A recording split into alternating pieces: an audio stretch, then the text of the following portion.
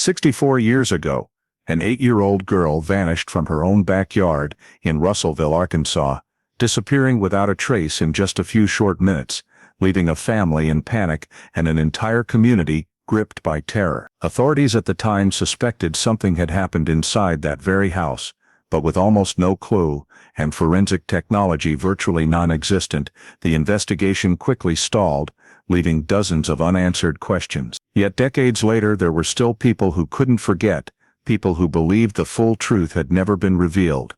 Then one day, when the old file was reopened as part of Arkansas's cold case program, a tiny detail everyone had once overlooked suddenly emerged, a detail that had lain silent for more than half a century, but one powerful enough to turn the entire case upside down and shock everyone involved in a way no one could have imagined. Before we dive into this shocking story, let us know in the comments where you're writing from, and if you love journeys into mysteries like this, don't forget to hit subscribe so you don't miss the next video. The late summer sunset of 1959 settled over Russellville in a pale, weary light, draping the field behind the Mayfield house in a thin, sticky haze of heat. The backyard of the small wooden home still radiated the day's warmth from the ground, carrying the faint smell of dry grass and long tree shadows that spilled across the earth like dark streaks of ink. 8-year-old June Ann Mayfield, a skinny little girl with a habit of wandering around the yard, was last seen near the mouth of the storm cellar behind the house.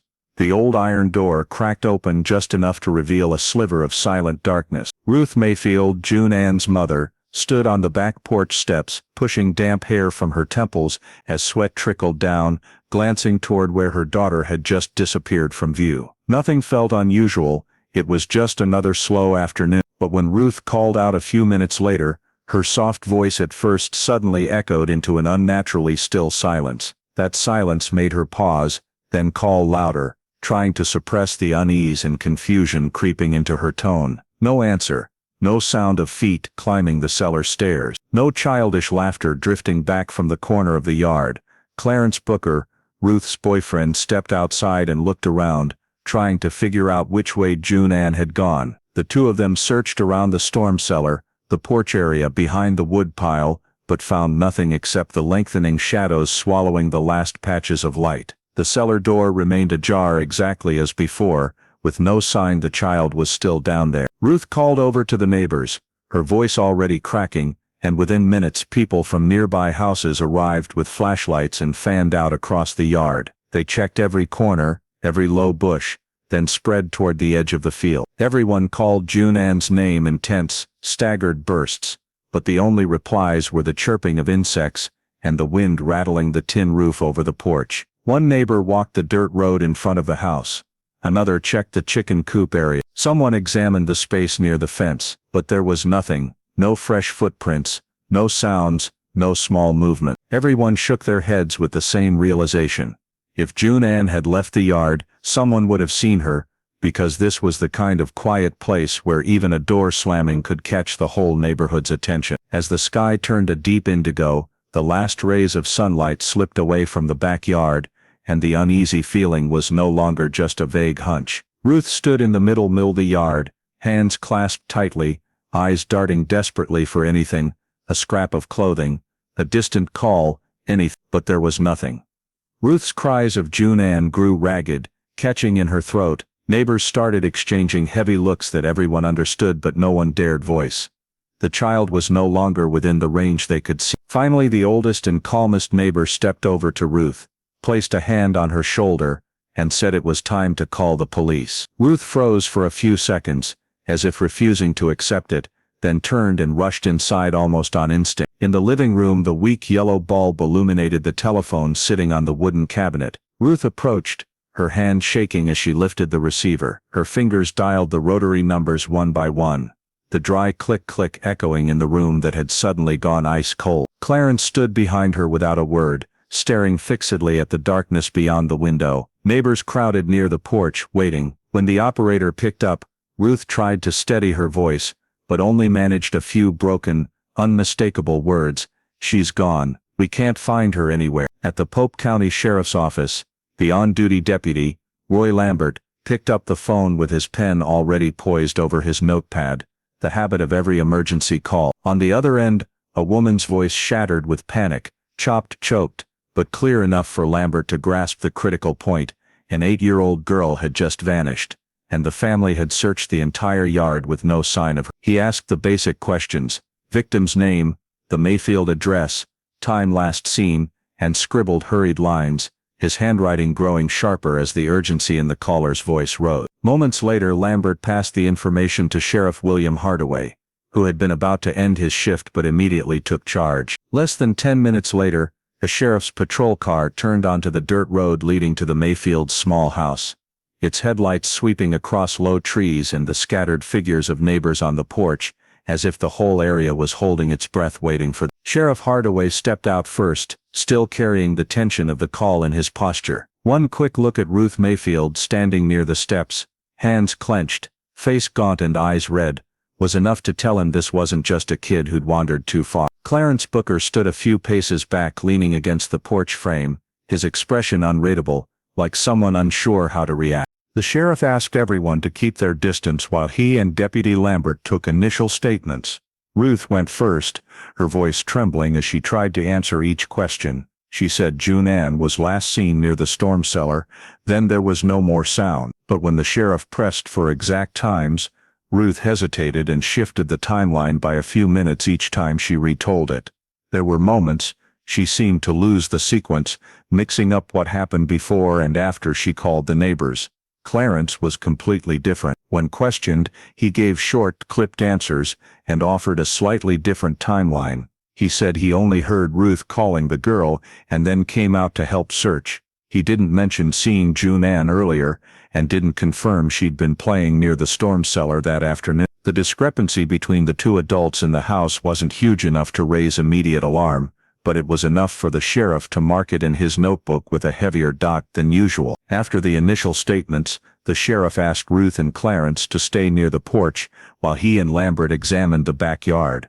The Mayfield yard wasn't large, but it had plenty of dark corners, a woodpile, a fence, and especially that half-open storm cellar. They shone their flashlights down the cellar, dry dirt floor, a few old wooden crates, no signs of disturbance or recent activity. No echo answered when the sheriff called down. Moving on to the garden area, they checked every path leading to the field. The red Arkansas clay here usually showed footprints clearly, especially after a long hot day, but the sheriff saw no fresh tracks, no child-sized prints running, no drag marks, no adult shoe prints leaving the house during the suspected time. Everything was disturbingly intact for a scenario where a child either ran off or was taken. Lambert closely examined the fence where grass grew thick under the beams, but still nothing, no broken ground, no parted grass. Storm cellar, field edge, bushes by the porch, everything was silent, as if no one had moved through that afternoon. The more they searched, the clearer a major contradiction became. The yard showed no exit route, yet an 8-year-old had vanished from adult sight in mere minutes. A sense that something wasn't right spread like a shadow that refused to take shape. When they returned to the porch, Ruth was still in the same spot, leaning against the wall as if she might collapse. Clarence remained quiet, arms folded across his chest. Neighbors clustered near the front yard under the dim porch light, silently watching every development. Sheriff Hardaway knew this couldn't be treated as a typical lost child case. He told the group briefly that an official search would begin that night. He also instructed Deputy Lambert to contact nearby units, bring in flashlights, tracking dogs and volunteers from town. Everything happened quickly and efficiently, yet no one could deny the heaviness settling over the small yard. A child had disappeared from her own property, leaving no trace, no witnesses, no sound. What police gathered in the first hour answered nothing, but it was enough for the sheriff to conclude that this was not a random disappearance. And in that moment of decision, Russellville officially began its first night of searching, while the air around the Mayfield house grew thicker, as if foretelling something far darker things still lying ahead. Just as the neighbors' footsteps on the porch faded to make room for arriving help, the front yard of the Mayfield house lit up under sweeping headlights. Another patrol car and several dusty red pickup trucks from nearby residents pulled up along the dirt road. Flashlights grabbed quickly as though everyone was already used to emergencies in this small town. No one needed much direction. One look at Sheriff Hardaway's face was enough to know things had gone beyond one family's worry.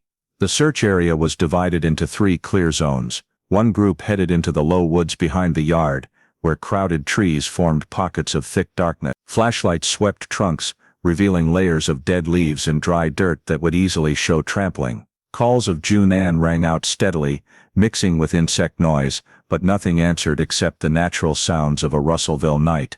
Another group turned west into the open field. The red soil here was soft, and usually held prints clearly whenever anything crossed it. Beams of light traced dry ditches, cracked earth and the flat expanse stretching to distant trees. The ground was too even, too untouched, no disturbed patches that could suggest hurried movement or tiny footsteps. The team checked every clump of grass as they walked, but everything stood still as if no one had left the Mayfield yard that afternoon. The final group followed the eastern fence line. A light breeze stirred the grass along the rails, creating shifting shadows under the flashlight. Every section of fence was examined for signs of climbing over or crawling under, but the dirt remained uniform. No scratches, no prints, no flattened grass. Neighbors stood in their own yards watching with growing alarm, yet even they confirmed they'd seen no movement all afternoon. 2 tracking dogs were brought to the backyard and given June-Ann's handkerchief from Ruth. Both reacted, noses to the ground, sniffing hard before pulling toward the storm cellar. The first few steps looked promising, but at the cellar edge both dogs, one turned its head left and right as if searching for another scent trail but couldn't lock on. The other circled once and returned to the starting point. The tug on the leashes weakened as if there was nothing left to follow. The deputy tried leading them toward the field, but they only took a few steps before halting. No clear scent path, no sign June-Ann had ever left the yard. For tracking dogs, failing to pick up any direction was a strong indicator the victim had left no trail outside. Back at the house, Ruth stayed close to the porch steps, eyes fixed on the searchers but never joining a group. Occasionally she clutched her hands to her chest, staring at the storm cellar as though expecting a sudden sound. Clarence stood farther off, leaning against a post, his face giving away little emotion. The sheriff noted both details silently, no analysis, just 2 contrasting figures in a chaotic night. One by one the search teams returned to the backyard from their assigned directions, each person shaking their head when the sheriff asked for quick updates. Nothing in the woods, no new footprints in the field, no evidence of crossing the fence, no unusual sounds from any direction. A few neighbors lingered, hoping for a last-second clue, but everything remained a silence full of questions. Flashlights slowed, beams narrowing as groups regrouped. Sheriff Hardaway opened his notebook and wrote a few short lines, pressing harder than usual. The night breeze turned cool across the yard, carrying the smell of dry field dirt and distant damp trees. The conclusion of the first search was painfully clear, even if no one wanted to accept it. There was no evidence June-Ann had left the property. No path, no prints, no drag marks, no interaction with the surrounding environment. The little town had seen kids get lost and people wander into the woods before, but never a case of someone vanishing in such a confined space without leaving a single trace. Night draped the Mayfield backyard in a heaviness like thick fog. The last flashlights clicked off, leaving the house swallowed by darkness. All anyone knew at that moment was one thing.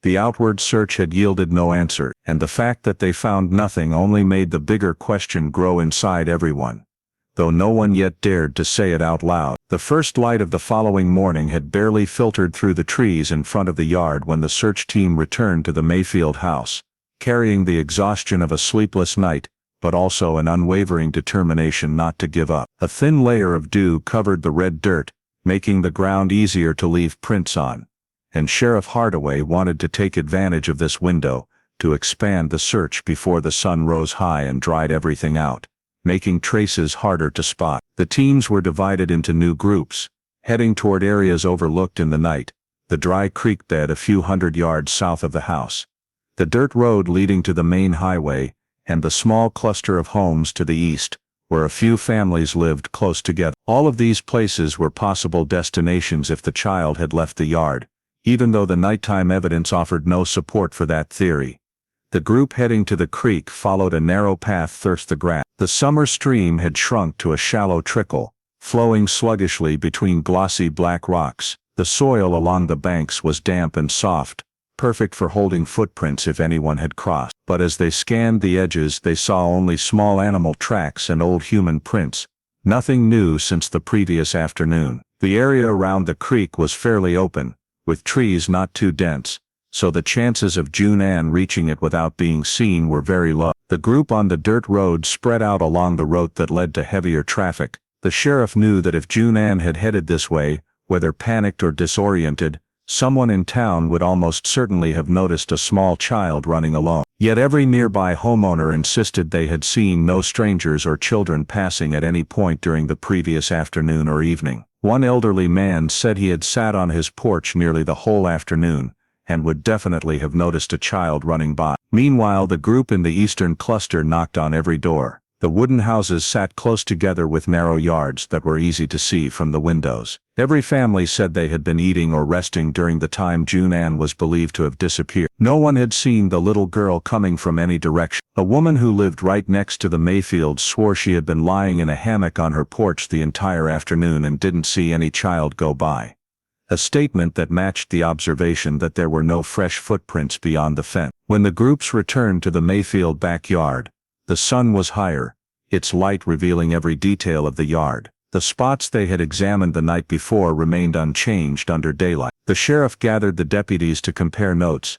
No tracks at the creek, no signs on the dirt road, no witnesses in the neighborhood. The expanded search had yielded no new leads. While everyone was reviewing findings, Ruth stepped closer to the officers, seeming to want to add something. Between broken breaths she said, she thought she heard something down in the cellar the previous afternoon, before calling the neighbors. This account did not fully match what she had said the night before, and the detail came unusually late after the disappearance. The sheriff noted it without comment. Experience had taught him that information offered some time after an incident always required careful scrutiny. A moment later, Clarence was quickly questioned again, and just as the night before, he remained guarded, saying little, repeating only that he had not seen June-Ann that afternoon, and had come outside only when Ruth called. The contrast between the two statements grew sharper, and the sheriff underlined it heavily in his notebook, though he held off deeper judgment until concrete evidence appeared. As the search team prepared to check farther areas, a deputy from the group that had walked the western field approached with a final observation. The ground there was still dry, with no new footprints. Even the searchers' own shoe prints from the night were clearer than anything that should have been there if a child had fled the yard. The previous afternoon, this further reinforced the conclusion that June-Ann had not left the property. The morning air still carried the anxiety of the night before. The silence of the surrounding areas, places where traces would be most likely to remain, stood out. There was nothing to suggest a direction. No one had seen the girl leave the yard, and there was no sign of an accident or incident outside the property. After hearing full reports from every group, Sheriff Hardaway added a short line to his notebook, a line anyone could have guessed from the look on his face. No evidence of departure from area. Continue focusing on points around the house. Even as the sun climbed higher, illuminating the entire Mayfield property, the suspicion that had smoldered since the night before did not fade. It only grew clearer, sharper, as though daylight had peeled away the layers of the picture and left a large empty space at the center of the story. June-Ann Mayfield had still not been found, and the path that took her out of the yard seemed never to have existed. Just as the morning search groups returned to the backyard to report, Sheriff Hardaway decided the entire Mayfield property needed to be checked again, this time more methodically. He assigned Deputy Carl Higgins to re-examine the inside of the house, a step that could not be skipped even though everyone had previously focused outside. Instinct and experience told the sheriff that something in the immediate area had still been missed. Deputy Higgins stepped onto the porch and gently pushed open the wooden door to the living room. The interior felt dead silent, a heavier quiet than even the backyard. Old upholstered chairs, a table fan still turned off, a few items left askew on the table as if someone had left in a hurry. Clarence stood near the door, watching silently but not entering. Ruth stood farther back, hands clasped tightly, slightly hunched as if unwilling to go deeper inside. Following procedure, the deputy began checking each room, his footsteps creaking on the old wooden floor of the small house. He opened the kitchen door, glanced quickly at the sink and dining table. Nothing unusual. The adjacent storage room was open too, revealing only the usual jumble of wooden crates and household items. As he moved toward the end of the hallway, light from the windows created patches of bright and shadow, making the interior feel even heavier.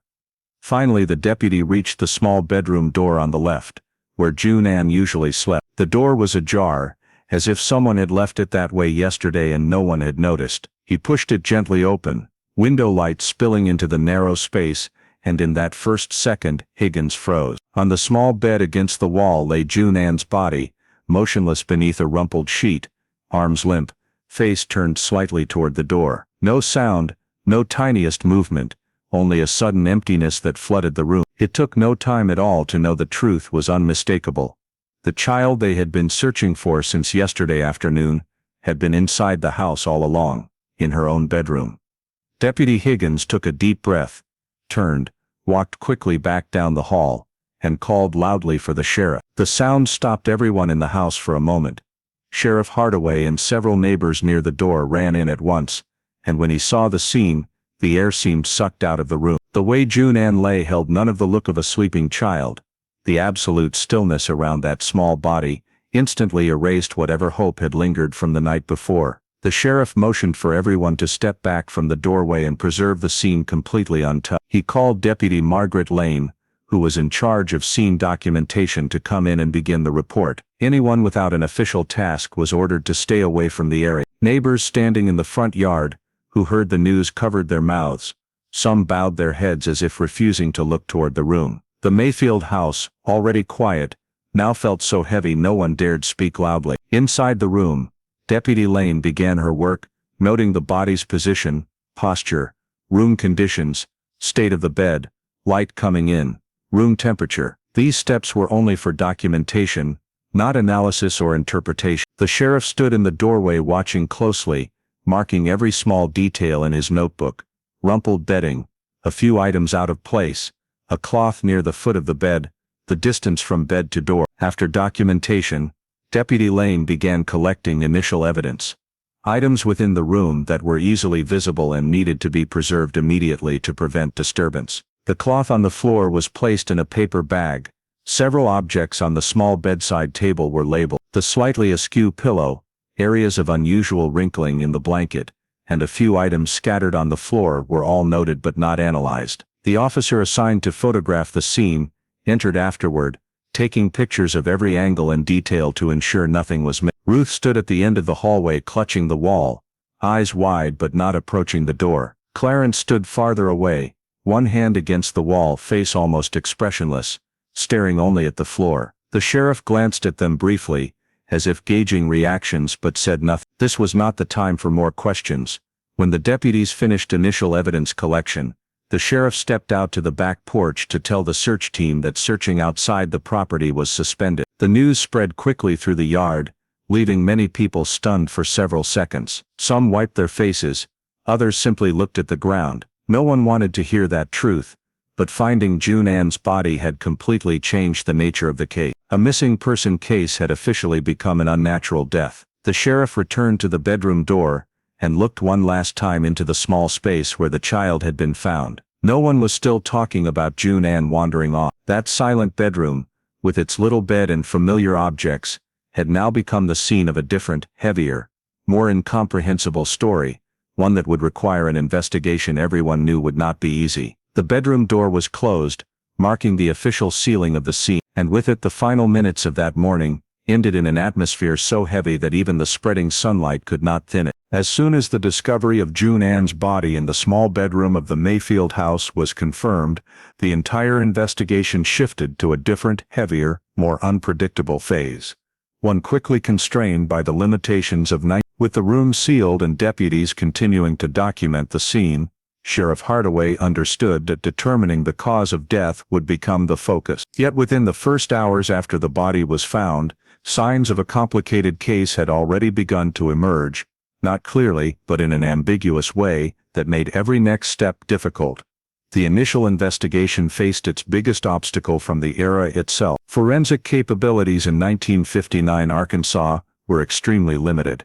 no tools to analyze injury severity in detail, no way to accurately reconstruct the timing of wounds, no ability to separate contributing factors by precise timeline as modern investigations later could. The county medical examiner could only record generally the victim died with severe injuries. But where those injuries came from, when they occurred, or how they progressed, there were no specific answers. The sheriff and deputies questioned Ruth Mayfield and Clarence Booker multiple times over the next 2 days. What they got, however, were only scattered, inconsistent fragments. Ruth changed details with each telling, sometimes claiming June Ann had fallen somewhere in the house, other times saying she couldn't clearly remember the last moment she saw the child. Some parts she said too quickly, others she stumbled over. Clarence gave a completely different statement, but with so little information, it could not be thoroughly cross-checked. The contradictions were too large to ignore, yet too vague to serve as evidence. Investigators tried to find additional witnesses in the neighborhood, but no one had seen or heard anything unusual beyond Ruth's faint calls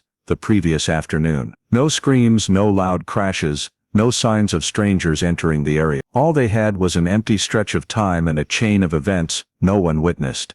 Sheriff Hardaway ordered another thorough check of the house area after the body was removed. The results yielded no significant new leads, no signs of forced entry from outside, no traces of strangers around the house, and most importantly, no tools, objects, or any direct evidence strong enough to form a clear conclusion about the mechanism of death. All that remained were contradictory statements and hypotheses. And 1959 law did not allow charges based solely on suspicion or inconsistency in answers. To prosecute a homicide required physical evidence or direct witnesses, things this file completely lacked. Even determining the exact cause of death could not meet clear standards. Forensics could only record death due to severe trauma without specifying degree of force, implement involved, or precise timing of injury. In the days that followed, the combined report from all participating units was sent to the county office. The report was long but carried little weight, as most of it revolved around the inability to determine exactly what happened. June Ann Mayfield's death did not fit neatly into accident, yet there was not enough legal basis to classify it as intentional or unintentional homicide. No clear suspect, no direct evidence, no confession, no witness to harmful act. When Sheriff Hardaway submitted the file to the prosecutor for guidance on next steps, the response came quickly and cautiously. Prosecution could not proceed. They believed every conclusion in the report rested on guesswork and lacked legal foundation. If taken to court at that time, the case would collapse at the first hurdle for lack of specific incriminating evidence. Finally, after days of review, the county office classified the case as undetermined death. It was the only option given the weak forensics, statements unusable for charges, and no clear external factors recorded. The decision was signed, filed, and the initial investigation phase was closed. The Mayfield house returned to silence, the backyard no longer swept by searchlights, as on that first night. The deputies who had taken part carried a feeling of incompleteness, as if they had touched something but lacked the means to fully uncover the truth. But the law of that era only allowed them to stop at speculation, and speculation was never enough to bring charges. And so the case of June Ann Mayfield, though it shocked the entire community, officially entered the quiet of an unsolved file. One more paper slipped into a county cabinet drawer, clipped among hundreds of cases forgotten by time. A case that could not move forward and could not name a killer. It lay dormant from that year on for decades. The June Ann file sat untouched in storage, waiting for the day someone had both reason and tools enough to open it again. Just as the investigation file was being classified as undetermined, the county medical examiner's autopsy report was returned to Sheriff Hardaway. Although the report was written with great care by the standards of 1959, it contained numerous limitations that effectively prevented the investigation from moving forward. Nevertheless, within the context of that era, it remained the single most important piece of professional information the sheriff's office had to better understand what had happened to June Ann. June Ann's body was transferred to the county morgue on the same afternoon it was discovered. The autopsy suite was nothing more than a small room on the ground floor of the local hospital, lit by harsh fluorescent lights, and equipped with tools that were rudimentary compared to medical standards decades later. The medical examiner, Harold Lipton, had more than 10 years of experience, but he was fully aware that his capabilities were severely constrained by the outdated equipment and technology of the time. When the autopsy began, Lipton first documented the overall condition of the victim's body. June Ann had extensive bruising that spread from her face down to both arms and legs. Some areas showed deep purple-black discoloration, while others were a paler yellowish hue, indicating the injuries had not all occurred at the same time. In the area under the jaw and around the mouth, he described swelling and edema, evidence of significant blunt force applied before death. On both the left and right arms, Lipton found large swollen areas of indeterminate shape that were clearly not the result of ordinary impact. Several elongated bruises along the arms led him to note that the injuries likely came from multiple blows or repeated contact with a hard surface. However, without advanced soft tissue analysis equipment, he could not precisely determine the degree of force used or the rate at which each bruise had formed hour by hour. The bruises on the legs followed a similar pattern, concentrated mainly on the calves and knees. There were a few minor abrasions, but none deep. Notably, the soles of the feet showed no external scrapes or scratches, causing Lipton to remark that the victim apparently did not walk or move much after being injured, at least not outdoors on dirt or in wooded areas where children typically collect scrapes from running or falling. June Ann's back also displayed large, irregularly distributed bruises, some near the shoulder blades, others running along the spine. Based on experience, Lipton stated these were highly consistent with repeated blunt force and incompatible with a single fall downstairs or an isolated impact. Again, because he could not pinpoint the timing of each injury, he was unable to provide a specific timeline of events. On the head, he found subcutaneous hematomas primarily on the right side, along with slightly disheveled hair and a few broken strands. There were no major lacerations or deep cuts, but the swelling indicated significant blunt force to the head prior to death. The skull itself was intact, but there were signs of soft tissue trauma. Internal examination revealed congestion in multiple organs, common in cases where the victim endured prolonged pain or stress before death. However, the limitations of the facility prevented deeper analysis to determine the extent of damage to individual organs, or to identify characteristic internal injuries. In his conclusion, Dr. Lipton offered the general determination that June Ann died from multiple traumatic injury. This was a broad description typically used when the precise cause could not be pinpointed. He added that the injuries were inconsistent with a single accident, particularly a fall downstairs, a central detail in the initial statements that had no medical support whatsoever. At the same time, Lipton clearly stated he could not establish the timeline of injury formation, the strength of individual impacts, or whether any specific injuries were directly responsible for death. A paradoxical aspect of the report was that despite the large number of injuries distributed across the body, he could not clearly distinguish which were fatal and which were antemortem, but non-lethal. Under modern forensic conditions, such distinctions could be clarified through histological analysis, microscopic examination, or impact force reconstruction. In 1959 Arkansas, those methods essentially did not exist, forcing Lipton's conclusions to remain general. Lipton's report was returned to the sheriff's office with careful notations, yet nearly all were descriptive rather than legally weighty. It did not help identify a perpetrator, clarify when injuries were inflicted, or suffice to either refute or corroborate any specific statement. The only thing the report firmly established was that June Ann suffered numerous injuries inconsistent with an accident, but because no tools existed to probe deeper, the document could not serve as prosecutable evidence. It was precisely those limitations that caused the case, despite abundant suspicions, to stall. Lipton's simple lines, written in an era of technological scarcity, became the final chapter of the death report, a detailed but powerless description that contributed to the ultimate decision. The June Ann Mayfield case could not proceed further, and was consigned to cold storage. Barely had the ink dried on the returned autopsy report, when investigators were forced to circle back to the original statements, the only remaining pieces that might shed any light on the truth. Once they began cross-checking, however, they realized that relying on accounts from inside the household would be far more complicated than initially anticipated. With no strong physical evidence, and no direct witnesses, all that remained were words, and those words refused to align in any logical way. In the first days after the body was found, Ruth Mayfield was brought to the sheriff's office to give a formal statement. The initial conversation with the deputies started with basic questions, but quickly grew difficult as Ruth could not maintain a coherent timeline. In her first interview, she said the last time she saw June Ann was when the child went down near the storm cellar to play, and that she only looked away for a moment. But when pressed for the exact timing before or after dusk began, Ruth changed it to "I don't remember exactly, probably before supper."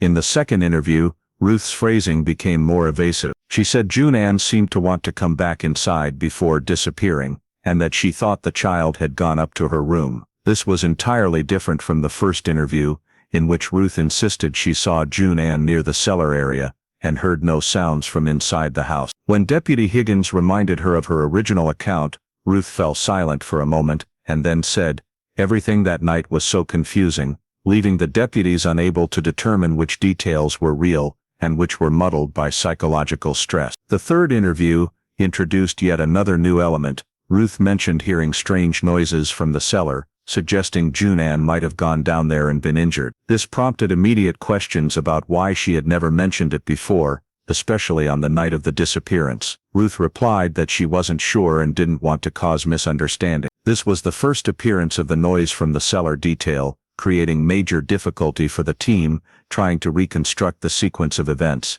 Meanwhile, Clarence Booker, the man living with Ruth, gave statements that directly contradicted hers. In his first interview, Clarence said he never saw June Ann at all that afternoon and only learned of the situation when he heard Ruth calling for the child. He insisted he never saw June Ann head toward the storm cellar, and even suggested the girl might have been hiding somewhere in the house earlier. This completely clashed with Ruth's description. In his second interview, Clarence maintained he witnessed none of June Ann's movements prior to the disappearance. However, when asked whether Ruth might have been watching the child, he grew hesitant and said he wasn't sure Ruth was even in the yard the entire time. That answer opened another contradiction. If Clarence didn't know where Ruth was, how could he confirm the disappearance timeline Ruth provided?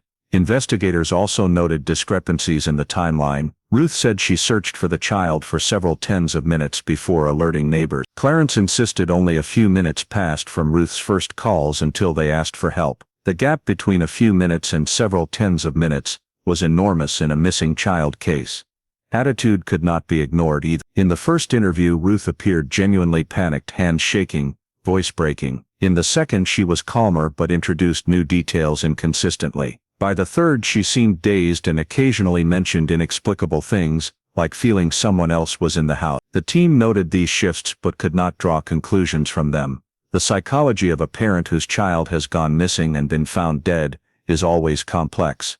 Clarence was the opposite: minimal emotion, restrained speech, flat and dry tone that barely varied across interview. Yet that very steadiness heightened suspicions about his truthfulness. Multiple deputies wrote that Clarence seemed to avoid detail, gave overly brief answers to avoid mistakes, and at times appeared reluctant to continue the conversation. All of it, the shifting statements from Ruth, the lack of detail from Clarence, the inconsistent timelines, and the late added details, was flagged by the investigation team. Yet what they collected amounted only to contradictions, not evidence. Under 1959 legal standards, contradictory statements alone could not support charges. The irregularities raised suspicion, but suspicion was insufficient to build a case. There were no witnesses to harmful acts, no confession, no recovered weapon, and no physical evidence directly linking anyone to June Ann's death. In the end, the team had to accept that the 1959 statements could serve only as reference material. Everything rested on sand rather than stone. Those interviews,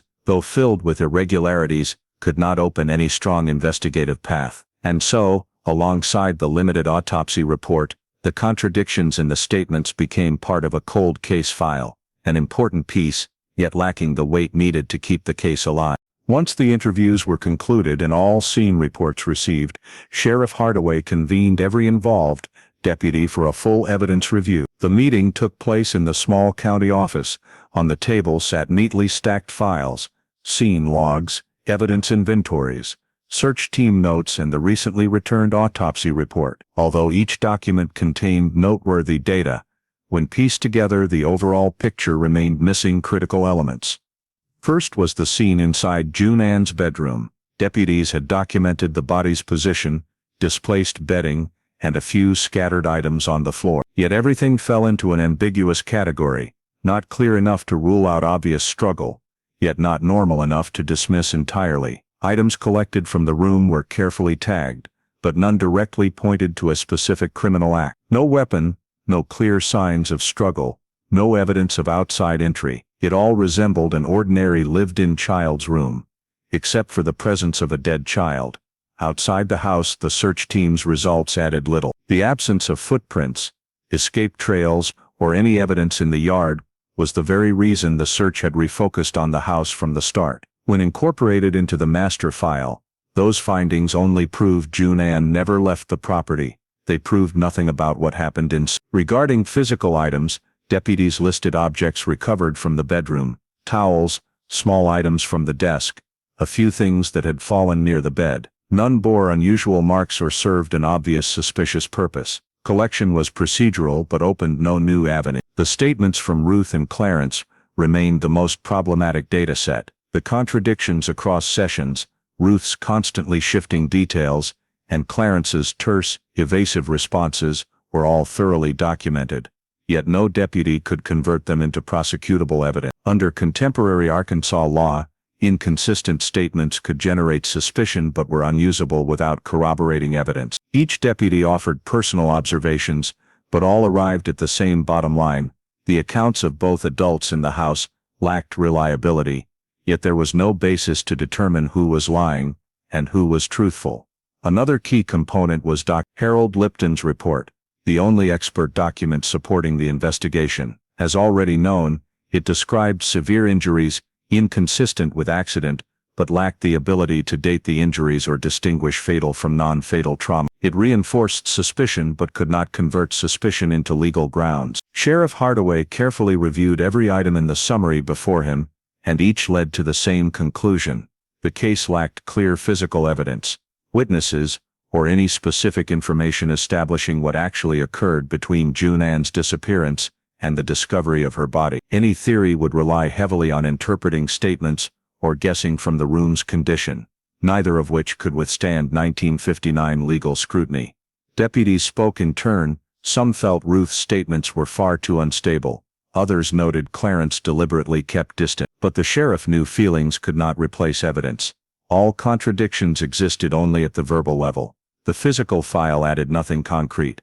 When everything was compiled, the sheriff wrote the final conclusion for the district prosecutor: no legal basis existed to prosecute. Despite numerous irregularities, the file lacked direct evidence to the point it could not survive any review stage. No verified motive, no means, no witnesses, and crucially no forensic tool to sequence the injuries. All of this prevented the file from advancing. The final summary was signed, stamped, and placed in the master case jacket. Several deputies left the meeting visibly frustrated. They did not deny the heavy suspicions surrounding the Mayfield house, but the legal conclusion forced them to stop. The truth might have been very close, yet it lay beyond the investigative capabilities of night. And so in the official document drafted days later, June Ann Mayfield's case was classified undetermined, death of undetermined cause with no basis for charges. The file was moved to archives, shelved alongside other unsolved cases. The year 1959 ended,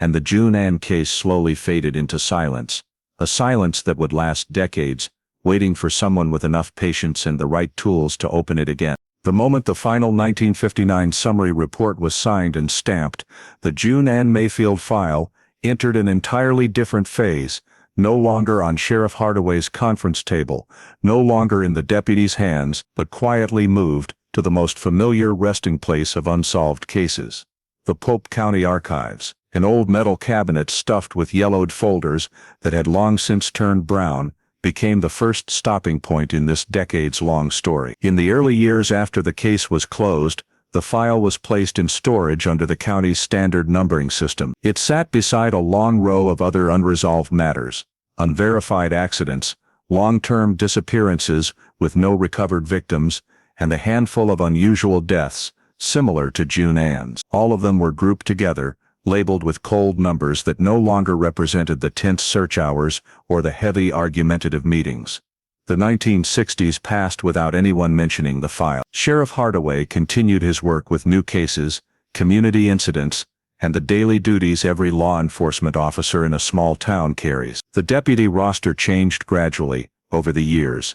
New faces in, old ones out, and the June Ann case survived only as a few lines on the cabinet index. There were no requests to reopen it, no family petitions for additional review, and no technology new enough to make the sheriff's office consider pulling it back out. By the 1970s, the archives were expanded, and some older files, including June Ann Mayfield's, were moved to a larger room behind the county building. The folder was placed on a new metal shelf, renumbered, but it contained the same contents, the same faded reports and notes blurred by time. Forensic science was beginning to change, but the focus was almost entirely on active cases. Cold cases, especially those as evidence-poor as June Ann's, were not considered suitable for re-examination. The 1980s brought administrative reorganization across Arkansas, and the archives were moved again, this time to the new county office complex. Recataloging thousands of files caused many cases to be temporarily misplaced, and June Ann's was among them. It was placed in a combined storage box with other inactive cases and put on the top shelf where almost no one reached. Each year only a handful of archive staff checked it to make sure the paper hadn't deteriorated. Throughout this entire period, no one asked for the file. No family member requested a review. No investigative technique was strong enough to prompt law enforcement to reopen old cases on their own. June Ann Mayfield's name gradually stopped appearing in staff meetings or county workshops. It simply sat there, untouched, an incomplete puzzle that wasn't interesting enough for anyone to pick up again. The 1990s and 2000s went by. When DNA technology entered forensic work, some Arkansas counties began pilot programs to clear backlogged cases. Priority, however, went to cases with clear biological traces or preserved samples. June Ann's case did not qualify. There was no preserved DNA, no biologically valuable evidence, nothing to analyze, everything was just paper and descriptions, unsuitable for the cold case clearing programs that were starting to form. So the file stayed in storage until in the 2010s the county office began digitizing a small portion of old files, but only those with ongoing developments or ties to new technology. June Ann's file, clearly marked undetermined, with a red Inninkit stamp, was left alone. The archivist at the time, a clerk named Marlene, noted that the file had had no access requests in 2 decades. Finally, after 2020, Pope County rebuilt its entire classification system in preparation for a statewide old case processing program. Boxes were reviewed, recategorized, and many long-dormant cases were placed on a potential re-examination list, thanks to modern forensic capabilities. It was during this review that the June Ann Mayfield file saw daylight again after more than 6 decades of silence. In that move, the thin yellow folder edges darkened to brown.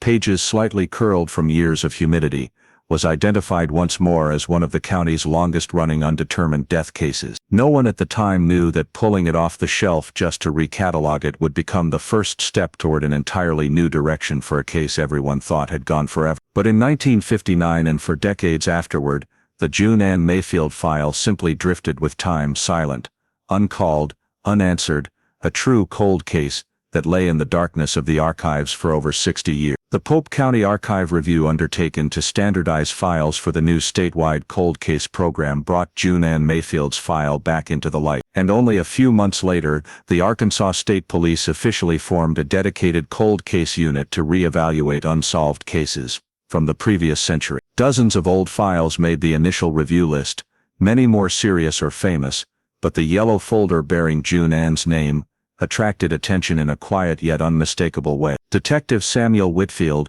assigned to review undetermined deaths from 1940-1970, was the first person to open that file in over 60 years. Known for being thorough and stubborn even with old cases, Whitfield routinely spent far more time than required reading every page. With June Ann's file, within the first few minutes, he realized this wasn't simply an old case file.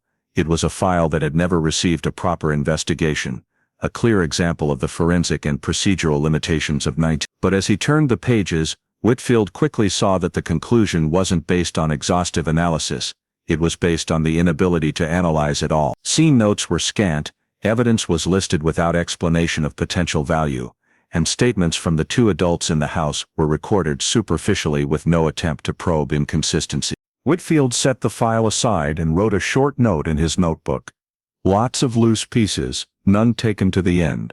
He spent the entire afternoon rereading everything, slower and more carefully this time, cross-referencing every entry. The more he read, the clearer the fragmented structure of the original investigation became. The first thing that struck him was that Ruth's and Clarence's statements completely contradicted each other, yet were never developed into a confrontation or psychological evaluation. Basic procedure in an unexplained death. The two statements describe different timelines, different locations, and even different final behavior of the victim. Yet nothing in the file showed any effort to resolve those discrepancies. Second was the way the scene was handled. A few items from the bedroom were collected, but there was no explanation why those items were chosen, and no mention of follow-up testing. No photographs were attached to the archived copy. They may have been lost during archive moves, or more likely, were never taken to. Whitfield underlined the line in red. Insufficient documentation to assess scene integrity. Third was the 1959 medical examiner's report. It described numerous injuries, inconsistent with an accident, yet led to no investigative follow-up into external force. Whitfield understood the technological limits of the era, made precise determination difficult. But what concerned him was the void in how law enforcement responded. No supplemental investigation proposed, no re-examination requested, no indication the prosecutor ever considered expanding the file. Fourth was the search reports. Search parties had stripped the surrounding area and found nothing, so they shifted focus inside the house. Yet the file contained no detailed timeline of the interior search before the body was found, no record of when each room was checked, no analysis of why the body wasn't discovered earlier. Whitfield couldn't draw a firm conclusion, but he wrote one guiding sentence. Initial house search possibly not thorough.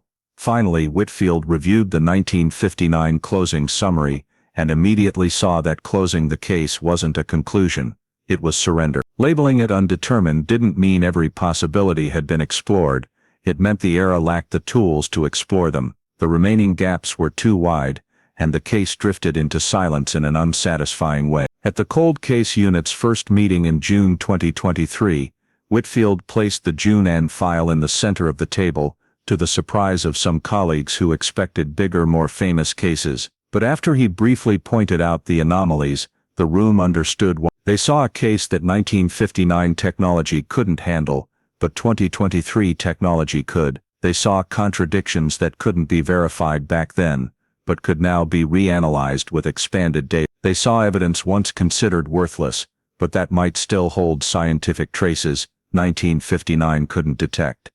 Just looking at the investigator's eyes in the room, Whitfield knew June Ann would no longer remain silent. The file had never been solved. It had only been closed because the era couldn't handle it. And now, after 64 years, it was being opened for the first time with a new question. What really happened inside the Mayfield house in the summer of... As soon as the cold case meeting ended, Detective Whitfield took the fully digitized June Ann file to the image analysis section of the Arkansas State Crime Laboratory, the unit that specializes in enhancing old photographs with modern technology. The original file no longer contained a complete set of scene photos, but copies made during earlier archiving rounds still existed in county storage. They were faded, blurry, and stained, but modern machines could still recover them. Image technician Evelyn Marks was the first to receive them. She loaded the black and white photographs into the contrast analysis system, which can clarify soft tissue structures and surface marks the naked eye struggles to see. The technology strips noise layers, increases resolution using predictive algorithms, and reconstructs the image close to its original condition at the moment it was taken. Within the first few minutes of reconstruction, Evelyn knew the marks on June Ann's body were not simple. Under enhanced detail, the bruising became not only clearer, but revealed sharp-bordered trauma areas, more numerous and widespread than the 1959 report described. Evelyn switched to layered comparison mode, projecting each injury onto a standard body model. The bruises on June Ann's arms, legs, and back were not uniform in shape or size. Some were round, some linear, others irregular as if struck by a hard object with an edge. More importantly, many bruises overlapped but showed different intensities, indicating they were inflicted at different times. When she zoomed in on the upper and forearms, Evelyn identified a crescent-shaped bruise that did not match falling against a bed frame or a low-height fall. Spectral contrast analysis revealed repeated structural damage beneath the skin, consistent with multiple impacts, not a single collision. Whitfield stood beside Evelyn's desk, watching every emerging detail. He didn't need deep forensic training to understand what it meant. June Ann's injuries showed characteristics of prolonged abuse, not a staircase fall or single accident. Moving to the head area, Evelyn applied a depth enhancement algorithm to isolate subcutaneous hematomas. When the reconstructed image appeared, Whitfield froze for a moment. The bleeding was uneven. Some areas indicated forceful impact hours, or even days earlier. Something Dr. Harold Lipton in 1959 had no equipment to determine. On June Ann's face, the soft tissue reconstruction revealed unusual curved bruising around the cheekbones. Evelyn rotated the view and compared it to standard injury pattern databases. None matched a fall downstairs or a slip inside the house. Instead, the algorithm classified them as repeated direct impact injuries, typical of being struck multiple times with a hand or soft object rather than wood or metal. Evelyn then examined the legs. The knees and calves showed long horizontal bruise streaks that faded toward the ankles. Strangely, the leg and arm bruises fell into similar age groups. The system suggested time stratification, a technique virtually non-existent. Based on pixel color shift analysis, the images indicated at least two distinct injury phases, one set hours before death, another very close to the time of death. That pattern fit repeated abuse, not a single accident. Whitfield scribbled quickly, multiple injuries over time, not accident. Cannot be a fall. Evelyn ran the motion impact detection algorithm, which analyzes bruise spread direction to determine force vectors. When the simulation finished, arrows on the body model pointed from multiple directions: left shoulder, back, forearm, abdomen. A staircase fall produces force from one primary direction, not many. Finally, Evelyn ran the accident probability classifier against a database of child injuries from the past. After analyzing hundreds of injury characteristics, the system returned an overall result. Accident likelihood, under 2%. Repeated external force likelihood, over 98%. Whitfield was quiet for a long time, not because the results surprised him, he had suspected as much since reading the file, but because for the first time in 6 decades, there was scientific evidence strong enough to break through the 1959 deadlock. Not a fall, not an accident, not an undetermined incident. The injuries were speaking in a language 1959 couldn't understand, but Whitfield closed the file, feeling the room suddenly smaller. He knew the next step would no longer be image analysis. From this moment forward, the June Ann Mayfield case had moved from cold storage to active investigation, and the contradictions in Ruth's and Clarence's statements, once ignored for lack of evidence, were now coming back sharper than ever. The recreated image analysis had opened a new direction for the case, and Detective Whitfield knew he needed to reinforce what the technology had just revealed, with verifiable physical evidence. One of the notes that had stood out in the original 1959 file was Ruth's vague mention of going to buy a few things, sometime before June Ann was found dead. That detail had once been dismissed as unrelated to the cause of death. But with what modern tools had now proven, Whitfield had to re-examine it from a different angle. What did she buy? When exactly? And did it match the injury timeline?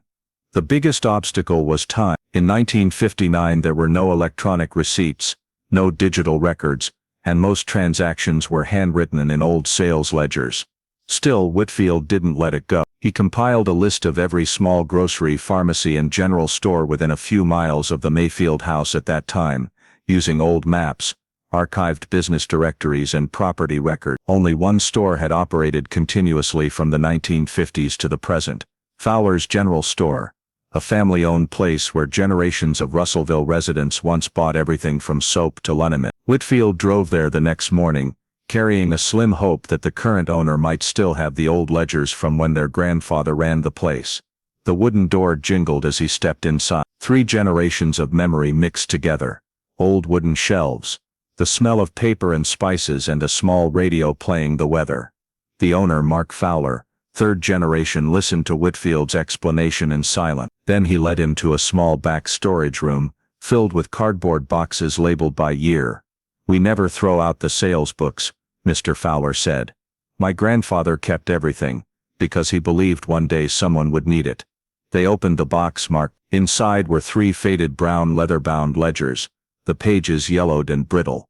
Whitfield put on gloves, opened each one, and flipped through pages crammed with handwritten items, prices and transaction times. Then he stopped. August 5th, a line written in black ink, slightly smudged at the edge. Customer name R. Mayfield. Items purchased: salve ointment, cotton pads, bandage roll, small heating pad, whiskey 1 pint, baking soda, baby diapers, size small. Whitfield stared at the last line. Diapers. Baby diapers. A critical detail because according to the records, 8-year-old June Ann had not worn diapers, unless she had lost mobility, which strangely matched the newly reanalyzed injury pattern. But the time was even more important. A note beside the entry showed the transaction took place at not long before Ruth reported her missing and the body was discovered. Whitfield scanned the page with a handheld scanner, then cross-referenced the time with the injury formation timeline. Evelyn had analyzed the day before. The newest bruises, those sustained closest to the time of death, were estimated by the system to have occurred between the afternoon and early evening of August. The purchase time fell exactly within the window of the newest injuries, not off by an hour, not outside the estimated range. A perfect match. Whitfield jotted quickly in his notebook: timeline sequence, new injuries, purchase of injury care items, missing person report. This was not a conclusion, but it was the first piece of physical evidence showing that right before June Ann was reported missing, Ruth had purchased items typically used to treat serious injuries, not minor accidents, but situations requiring pain relief, swelling reduction, or immobilization. Another detail caught Whitfield's eye: the heating pad. It wasn't a casual purchase in that era. It was commonly used to warm bruised or sore areas, sometimes to reduce swelling, especially for prolonged injuries. Combined with the older injuries reconstructed from the forensic photos, this detail became even more significant. The ledger also had a small notation: cash, exact. No change given or received. A carefully prepared transaction. Whitfield made no hasty inferences. This was still just one piece. But it was the strongest piece, so far, in the entire reinvestigation. A physical record with a specific time, directly linked to June Ann's injury condition. As he stepped out of Fowler's, the afternoon sun shone on the red dust at his feet, and for the first time in weeks, Whitfield felt the 1959 file was finally speaking. Not in words, but through a chain of small, quiet actions that carried huge meaning. That purchase was no longer a vague footnote in an old file. It had become a pivotal timestamp tied directly to what happened inside the Mayfield house on that fateful afternoon. The new data from modern forensic image analysis, combined with Ruth's purchase receipt, gave Detective Whitfield enough to start building a real timeline. Something impossible, and it was not the final answer, but it was the first time the events of August 15 had been plotted using scientific evidence rather than scattered statements. Whitfield spread everything across the table: Evelyn's injury model, the bruise aging chart by color, the trauma spread analysis, and the photo of the sales ledger. He hid them from noon to night, then began fitting the events together. First confirmed finding: the older injuries, fainter bruises with yellowish-brown tones, were determined to have formed at least 24 to 48 hours before death. This meant June Ann had been injured before August 15, not from a single sudden accident on the day she went missing. The second group, the newer injuries, deep purple, sharp-edged, with high tissue spread, were dated to a window between early and late afternoon on August 5. Based on swelling and subdermal response, Whitfield marked the main impact period as roughly a key point. Ruth's receipt from Fowler's was timestamped 4:35 p.m. That placed the purchase right in the middle of the new injury window. Whitfield circled that block on the timeline, then moved to the data on when June Ann became completely immobile. This was crucial, because the simulation showed the victim had been unable to move for hours before death. Based on soft tissue condition, congestion levels, and bruise spread on legs and hips, the forensic software determined June Ann stopped moving at least 3 That placed the onset of immobility from late afternoon into evening, before Ruth reported her missing. Whitfield wrote on the board, "Immobile 5 p.m. 7. Victim already had older injuries, not from a single accident. 2 p.m. 5 p.m. New injuries formed. Same period Ruth left to buy ointment, bandages, diapers, and a heating pad. 4:35 p.m. Ruth recorded at Fowler's General Store. After 5 victim became immobile. No further movement. Late evening, Ruth called neighbors, then police, about the disappearance. With the timeline clear, Whitfield took the final step, comparing it to the 1959 statements. Ruth said June Ann was alert, and sat up the night before when she checked. But forensics showed the victim could not have sat up for many hours before death. Ruth said she didn't notice injuries until the end of the day, but the older injuries formed at least a day earlier. Ruth said the child vanished while playing near the storm cellar, but the timeline showed the victim was immobile inside the house during that window. Clarence said he didn't see June Ann all afternoon. Ironically, that matched the forensics, but completely contradicted Ruth. Finally, the most critical point. Ruth said the child disappeared while she wasn't looking. But the scientific timeline showed June Ann had been lying immobile, unable to leave the bedroom. Every time discrepancy pointed the same way. The actual timeline did not match any of Ruth's statements, and only partially matched Clarence's, but Clarence's account was so vague it couldn't be verified. Whitfield stepped back and looked at the completed timeline board. It was not the final conclusion, but it was the most accurate reconstruction in 64 years, built on modern science, and it raised a bigger question than any asked in 1959. If June Ann had been immobile in her bedroom all afternoon, why did Ruth say she disappeared from the yard? As soon as the new timeline was finished, Detective Whitfield knew the next step was unavoidable. He had to meet Ruth Mayfield again, the most important witness of 1959, and the only person inside the house that day. She was now 82 and living in a small nursing home south of Russellville. The 64-year gap turned this interview into something less urgent and criminal than in the past, more about comparison, verification, and consistency under modern investigative standards. Whitfield arrived at the nursing home early in the morning, when the hallways were quiet and the faint sound of a wheelchair echoed from the far end. Ruth sat in the common room staring out the window. Silver hair, thin hands, and a face faded by time made her look nothing like the woman from decades ago. But Whitfield wasn't interested in her past. He cared only about what she might say about that day. After introductions, Whitfield opened his notebook and started with basic questions about her current life. She answered steadily, voice slightly trembling but mind clear. When he mentioned 1959, Ruth paused, but didn't refuse to continue. Whitfield recognized the reaction not as uncooperative, but as touching a deeply buried memory. He began with her first 1959 statement. "You once said the last time you saw June Ann she was standing near the storm cellar, behind the house. Do you remember that?" Ruth clasped her hands. "Yes, I think so. I remember seeing her in the yard." Whitfield didn't challenge it immediately. Instead, he moved to the second interview, recorded 3 days later.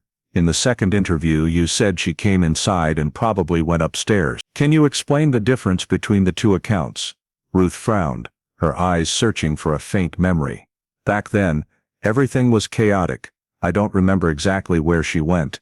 I just didn't see her anymore." The same pattern from 1959 repeated, no clear sequence, no specific location, frequent use of vague phrases instead of concrete events. Whitfield asked the next question, one Ruth had never clearly explained. "In your final 1959 statement, you mentioned hearing something down in the cellar, but that detail wasn't in the first 2 interviews. Do you remember why you didn't mention it right away?" A long silence. Ruth looked down at her hands. I'm not sure. Maybe I misheard. Maybe I was afraid of saying the wrong thing." Whitfield noted the clear hesitation. The vague answers kept piling up, with no solid footing. He moved to the most critical part, comparing her statements to modern investigative standards. "In all 3 1959 interviews, you said the child could still sit up, talk, and walk around before disappearing. But current medical standards show that was impossible at the time you described. Can you tell me more clearly what you actually saw that day?" Ruth looked up, eyes full of confusion. I don't know. Maybe I remember wrong. It's been so long." Whitfield nodded slightly. "Yes, a very long time. But here's what matters. What you said in 1959 and what you're saying today still don't match. Neither matches the objective data we now have. Ruth didn't respond. Her gaze turned to the window, where morning light cast a long streak across the floor. Whitfield continued, "If she was immobile for hours, you couldn't have seen her walking in the yard. If injuries formed earlier, you couldn't say you noticed nothing unusual for days. Can you think again if there's anything you never told anyone, anything you hid out of fear?" Ruth slowly shook her head. "All I know, I lost her. I don't remember." Ruth's final answer was neither denial nor admission. It existed in the space between where memory, fear, and time had blended together. Whitfield ended the session after nearly an hour. As he stood to leave, he understood she could offer no new information, but under modern investigative standards, he had enough to conclude Ruth's 1959 statements, and her account today, were inconsistent with scientific evidence, did not align with the real timeline, and failed the minimum standard of consistency. Another meeting would be scheduled, with Clarence, the only other person in the house that year. But for Ruth, the picture of her testimony was clear. 64 years had passed, but the truth in her story had never once been clear. The interrogation of Ruth at the nursing home ended, and as Detective Whitfield returned to the office, he knew the information-gathering phase had officially crossed the threshold, requiring legal formalization. The major pieces: modern forensic photo analysis, purchase receipts, scientific timeline, and inconsistencies stretching across 64 years in the statements, were all now on his desk. The task was no longer finding more data, but compiling everything into a comprehensive report strong enough to present to Pope County Prosecutor Elaine Burrows. In the cold case team's small conference room, Whitfield spread all the documents into three groups: scientific evidence, physical evidence, and statement evidence. He and his colleagues began building the report using the modern standard structure, one that did not exist in. Every member understood this was the one and only chance to break a wall of silence that had lasted 6 decades. The first section summarized the new forensic analyses: injury reconstruction, bruise layering timeline, external force impact modeling, and determination that the injuries were incompatible with any accident scenario. Whitfield did not go into detail. Everything was already in the appendix. He only highlighted the core scientific conclusion. June Ann's injuries were inflicted in multiple, prolonged episodes, and did not match any accident mechanism.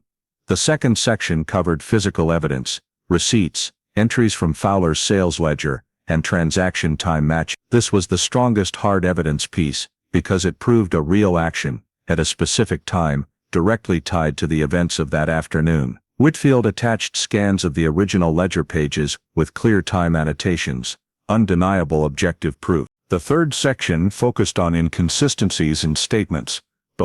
Whitfield did not analyze psychology or make subjective inferences. He simply listed each point: timeline mismatches, victim location mismatches, behavior description mismatches, and especially Ruth's description of events that completely contradicted modern scientific data. This was not direct inculpatory evidence, but it formed the foundation showing the statements could not be considered reliable. At the end of the report, Whitfield summarized in one short paragraph: when the scientific, physical, and statement evidence are cross-checked against modern investigative standards, they all indicate that the actual events are incompatible with any version of Ruth Mayfield's statement. Forensic data and the real timeline rule out accident. We request an arrest warrant for Ruth Mayfield in direct connection with the death of June Ann Mayfield. The report went straight to the Pope County Prosecutor's office. Prosecutor Elaine Burrows spent the entire afternoon reviewing every section. She had handled many cold cases, but this one was special: an enormous time gap, an 82-year-old subject, and a crime that occurred when forensic science barely existed. What impressed her most, however, was the report's tightness: no emotion, no speculation, only science and objective evidence. Burrows called Whitfield that same evening. "The evidence is strong enough for an arrest warrant," she said. "We'll present it to the judge tomorrow morning." The next morning, Whitfield and a representative from the prosecutor's office appeared in district court. The judge had reviewed the report early and asked for one final oral presentation. After the brief summary, the judge nodded without further discussion. "Warrant approved." The court's red stamp hit the paper. The sound echoed in the small room like a bell, ending 64 years of silence. Whitfield held the warrant in his hand, feeling its weight, not just legal, but the weight of justice delayed for more than half a century. Now the Arkansas cold case team had legal authority to take the next step, one the state never imagined would happen, arresting an 82-year-old mother for the death of her daughter in the summer of. As soon as the warrant was approved, Detective Whitfield contacted the Arkansas State Police to coordinate execution. Even though the subject was 82 and living in a nursing home, the arrest procedure for a murder suspect, even after 6 decades, had to follow full legal standards. The next morning a small team of 3 troopers and Whitfield arrived at Russellville carrying home. The quiet morning atmosphere suddenly tensed when jackets with badges appeared at the door. Staff, though pre-notified, could not hide their shock when the warrant was presented. Ruth Mayfield was sitting in the common room as before, staring out the window, unaware everything was about to change in minutes. Whitfield approached, careful but firm. "Ruth Mayfield, you are under arrest pursuant to a Pope County District Court warrant in connection with the 1959 death of your daughter June Ann Mayfield." Ruth blinked. Her hands froze on the wheelchair arms. No resistance, no questions, no tears, only silence, as if time had snapped back to the exact point it had left off 64 years ago. Officers placed soft cuffs on her wrists per elderly suspect protocol, then wheeled her to the waiting patrol car. Caregivers could only stand and watch, confused and stunned by a scene never before seen in their peaceful facility.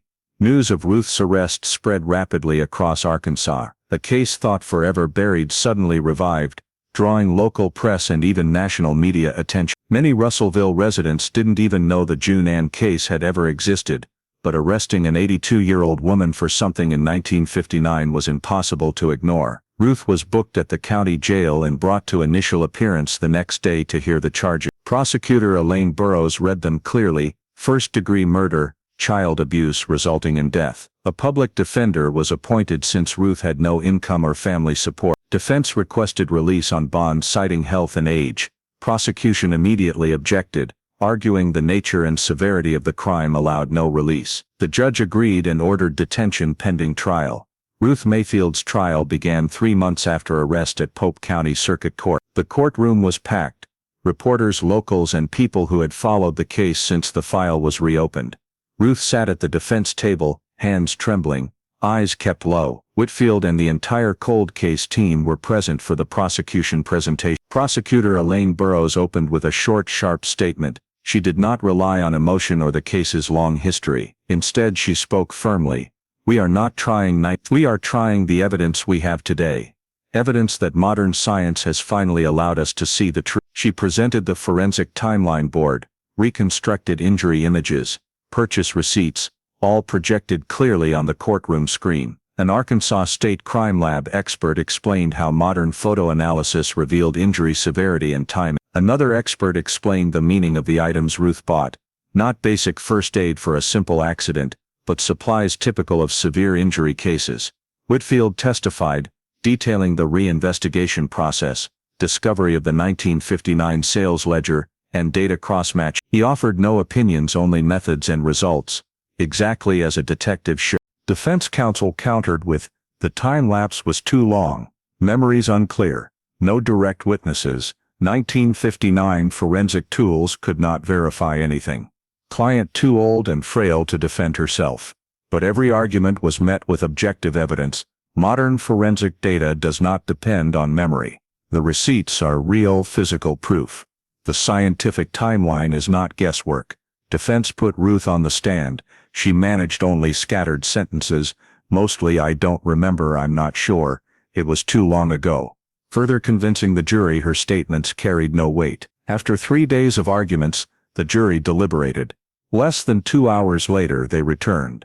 No one in the courtroom breathed as the judge asked the standard question, "Have you reached a verdict?" "We have." The foreperson stood and read, "Guilty." Ruth showed little reaction. She only bowed her head, hands trembling slightly on her lap, as if the weight of 60 years had finally fallen at once.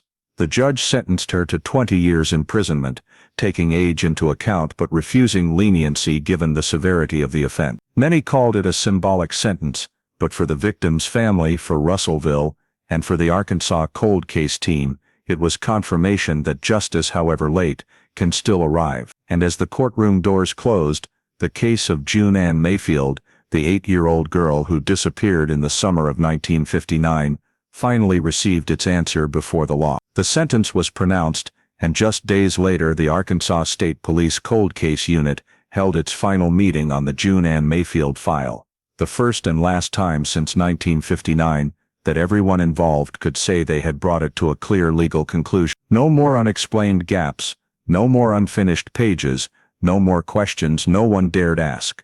On the conference table sat the original file, yellowed papers that had lain silent in storage for over 6 decades, next to the thick modern report. The contrast spoke volumes. One side the limits of its era, the other side the ability to recover truth once technology could illuminate what had been missed.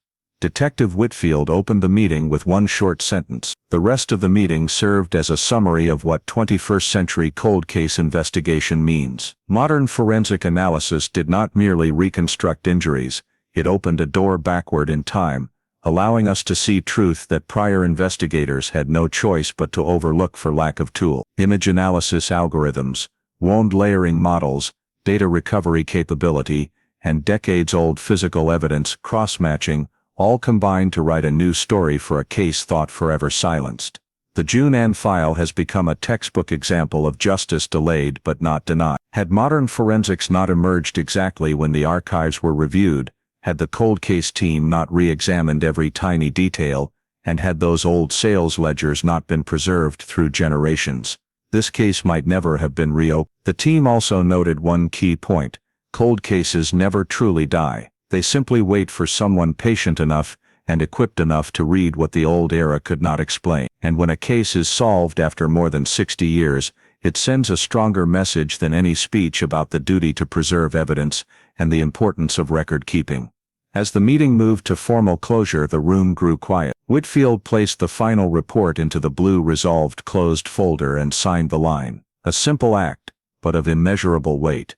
A file once labeled undetermined, once lost in dusty cabinets, was now officially closed with a clear verdict. The report will also be sent to state archives as an example of how next-generation forensics can completely change the outcome of an old case. Several in-state police academies have already requested copies for training material. Arkansas State Police lists the June Ann case as one of the standout achievements of the 20th. For the Russellville community, closing the file was more than legal procedure. It ended a decades-long suspended story, one that previously existed only as rumor and fragmented memories of the elderly. Now everything has an endpoint.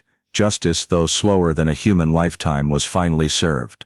When Detective Whitfield closed the lid on the box containing every old and new document, he felt the meaning of each page. No case is too old to solve. No length of time is long enough to stop the truth.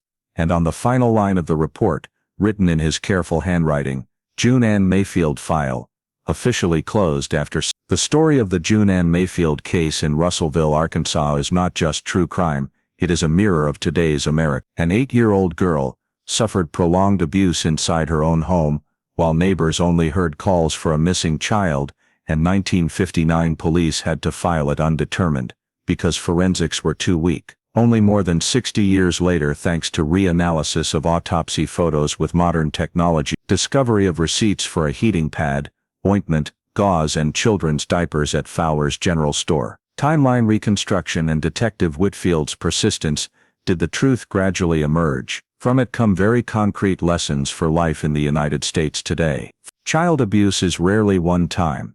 It is usually a chain of repeated signs, recurring bruises, a child suddenly needing diapers, missing school, rarely seen outside. If a teacher, neighbor or medical worker in Russellville 1959 had today's mandated reporter tools and awareness, the situation might have been stopped earlier. Second, preserving records and receipts from scene reports and forensic photos to a single page of an old store ledger seems minor but can become the key to solving a case decades later. Supporting budgets for forensics, digitization and cold case units is not abstract. It is investment in justice that may be late, but will not be lost. Finally, the story reminds us that family business is not always harmless. If a child near you seems off, silence can sometimes be complicity. Thank you for following this investigation that spanned more than 6 decades. If you want to keep exploring cold cases full of hidden corners like this one, please subscribe, so you don't miss anything. See you in the next video, where we continue decoding mysteries that time once concealed.